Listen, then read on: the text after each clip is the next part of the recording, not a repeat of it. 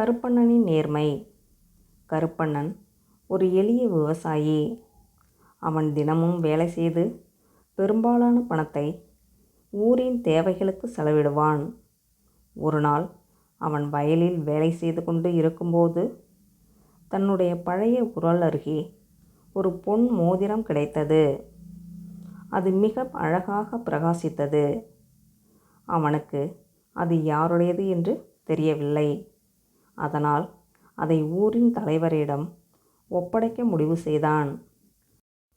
அவர் அந்த மோதிரத்தை பார்த்ததும், இது மன்னரின் பாஜனத்தில் தொலைந்த ஒன்றாக இருக்கலாம் என்று கூறினார்.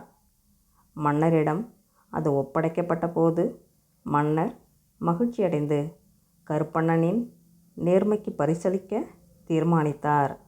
அவர் கருப்பண்ணனுக்கு ஒரு அழகிய நிலத்தை பரிசாக அளித்தார். கருப்பண்ணன் எப்போதும் நேர்மையாக இருந்ததால் கிராமத்தில் அனைவரும் அவனை மதித்தனர்.